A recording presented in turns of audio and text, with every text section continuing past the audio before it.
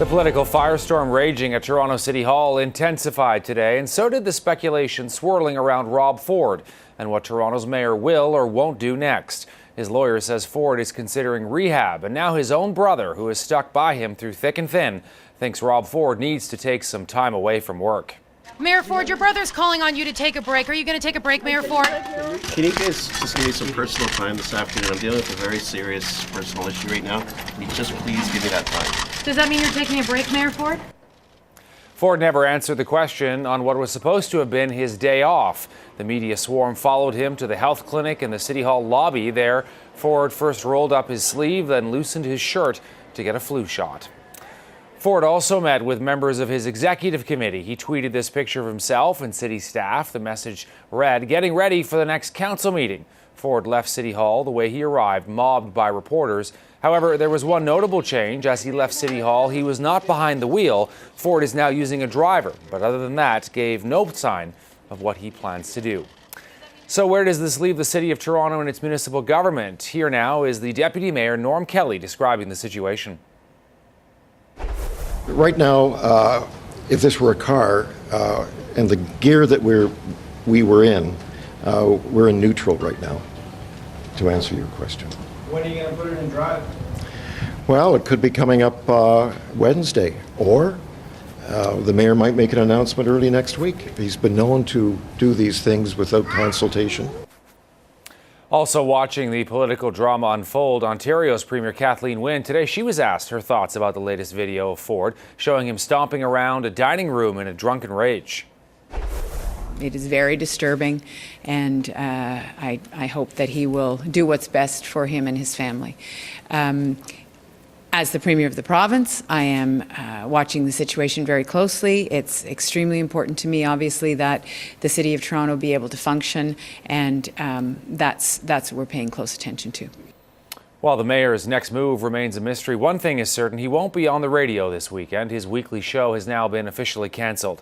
The Toronto station that hosted that program, News Talk 1010, says the decision was mutual. The program was called The City. It was during the show last Sunday that Ford apologized for making a drunken spectacle of himself, but said nothing about the allegations of drug use. That admission came a few days later.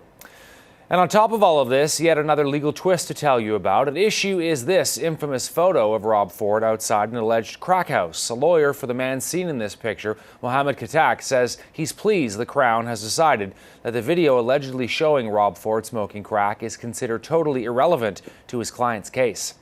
His concern is dispelling the innuendo that he was involved in making, possessing, or attempting to sell the video.